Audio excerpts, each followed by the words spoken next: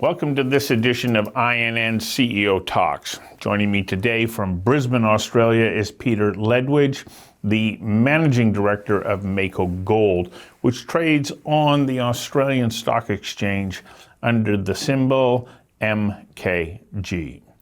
Peter is a co-founder of Mako Gold, and he's a geologist with over 30 years' experience in exploration and mining. His career has focused primarily on the discovery of gold in Canada, Africa, and Australia. And prior to co-founding Mako Gold, he was a senior manager with the ASX-listed Orbis Gold, whereby he secured all of Orbis's permits in Burkina Faso and Côte d'Ivoire. Peter played a critical role in the discovery of the Napié Gold deposit.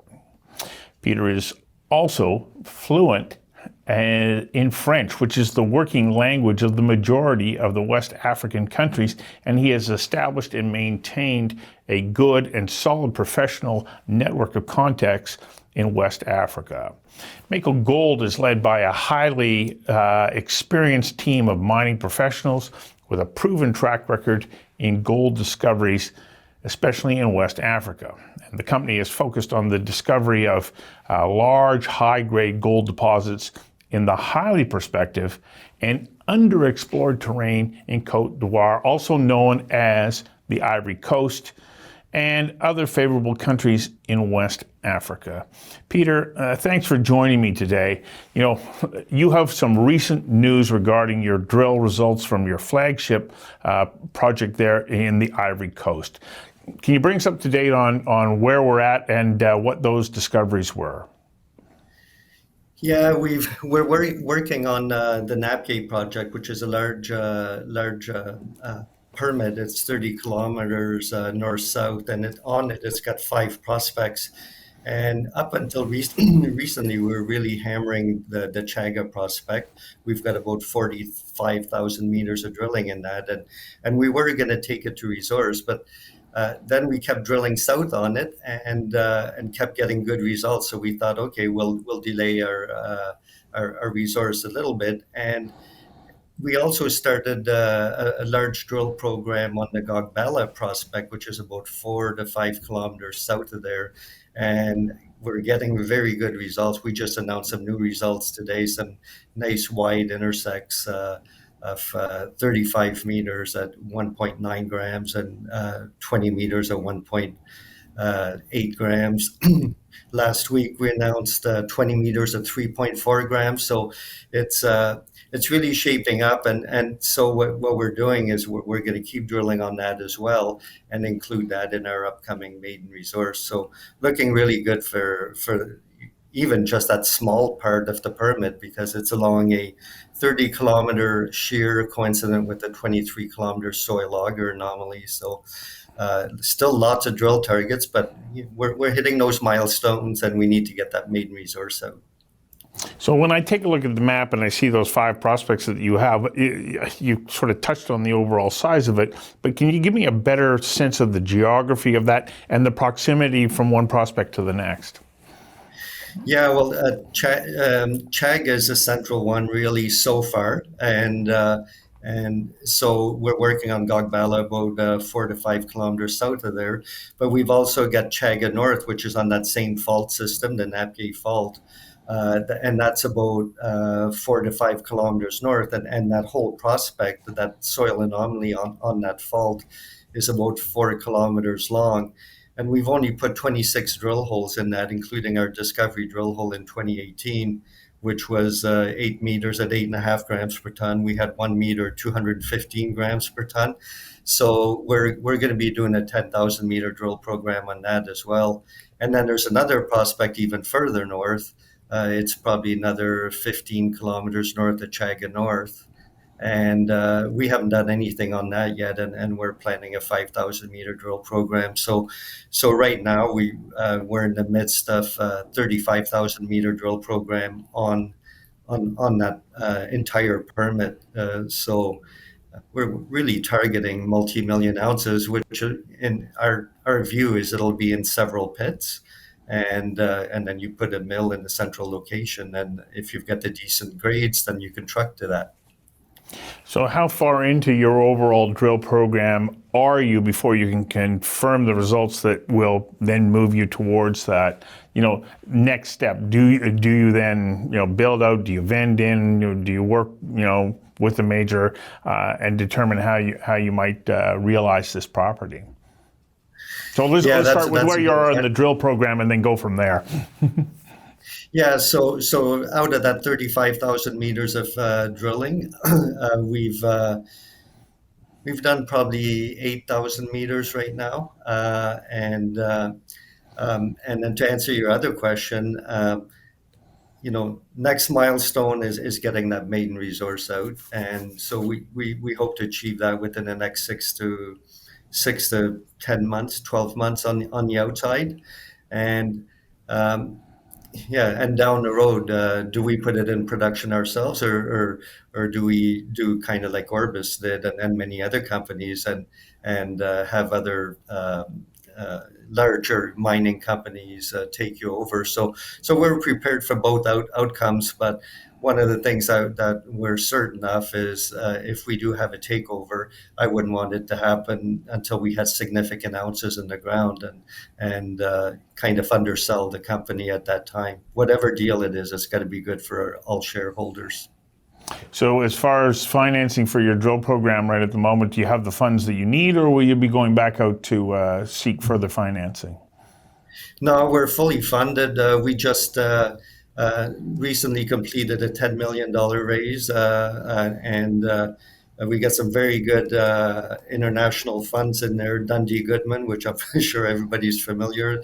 They're the one that cornerstoned that raise. And then Delphi out of Frankfurt was already a significant shareholder, and they increased their stake. So we have Dundee Goodman that's got 9.9% of our shares, and Delphi's got about just under 13%. And overall, we've got 33% institutional shareholders on. So we're fully funded for at least the next year, and very comfortable with that. And we keep our G&A very low, because as soon as we get money, we put it into the ground, which is what shareholders want to see anyway. Of course. One of the things that shareholders are going to be asking, because in the introduction I said, it is an underexplored region. The Ivory Coast has in the past had some political unrest. What's the environment like there now as far as sort of national government and as a mining jurisdiction? It is. It's yes. They did have some problems back in 2011, and since then there's Ouattara. It was elected, and that's where the problem was. The old president didn't want to leave, and so actually there was recent elections in November of 2020, and so yeah, there was a little bit of unrest over that, but it actually went better than the U.S. elections, and Yeah. so we won't get into politics here. No, But no, but I was reading about the political climate in the Ivory Coast right now, and it looks like the economy and sort of stability of the region has never been better since the 1970s. It's back where it was at its peak in the 1970s, and the forecast for the Ivory Coast is looking pretty strong. Yeah, totally agree. I think it was last year the Ivory Coast had the fastest growing GDP of any African country. And basically, when the president came in after the trouble in 2011, he delivered on all his promises, and improved the infrastructure, which was already pretty good, but had been a little bit damaged, through that those political problems. And I think what happened as well, he's a quite an intelligent person. He's an economist and used to work with the international community. I can't remember which organization right now, and so I think what happened is Côte d'Ivoire saw how other neighboring countries like Burkina Faso and Mali and other jurisdictions like Ghana had been profiting off gold mining, and basically Ivory Coast. They're a very agricultural country. They're the largest cocoa exporter in the world, and so they were relying on that. And then they realized, wow, we can if we advance our mining industry, that can be good for everybody, and it has been. And so it's a very pro mining jurisdiction. It's uh, very clearly laid out. The mining code came out in 2014, so there's no surprises, and I find it a very easy place to operate in. So you touched on infrastructure. Based on the location, what kind of infrastructure is in place should you go to mine development to be able to get the resource out of the ground and to market? Well, it couldn't be better actually on our flagship Napié project, and I'm not even talking about our other Cohogo project right now. But on our flagship Napié project, we have a paved road that runs through the project, and on that paved road, there's a hydroelectric line, and then on the east side of the permit, there's a river. So basically add gold and away you go.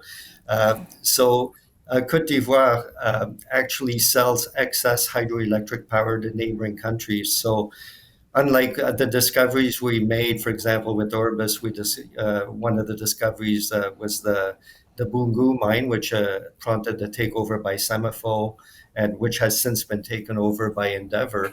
And it operates at a very advantageous all-in cost. We didn't put it into production, but when Semafo put it into production, they had to supply their own power. Whereas in Côte d'Ivoire, that's usually not an issue, and so excellent jurisdiction from that point of view. So the question that all investors are asking, why now? Why get behind Mako Gold at this point? Why put my money in with you? Well, I guess I'll answer like all MDs will. We're grossly undervalued. I don't think you'll find a CEO that'll say, "Hey, we're overvalued." But if you go on our latest presentation, which is on our website, makogold.com.au, you'll see a peer comparison with other West African juniors. For example, Roscan, which everybody would know on the TSXV. They're at basically the same stage of exploration as us. They don't have resource out. They're getting excellent drill results, and their market cap's about 86 million. Our market cap's about 35 million.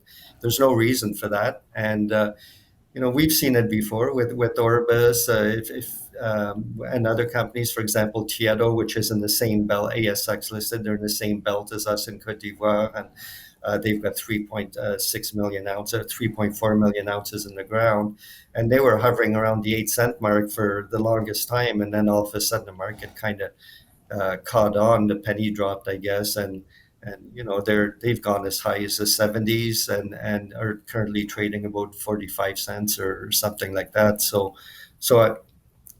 Even though I'm not allowed to give financial advice, that's an answer to your question. All right. Well, it sounds like you've got some pretty interesting projects and prospects underway in West Africa, and I'm hoping that you'll come back in a couple of months and give us an update on how things are at and where you're going from there. Yeah, I look forward to it. Great. Well, thank you, Peter. Nice to have you on the show. Thank you. My pleasure.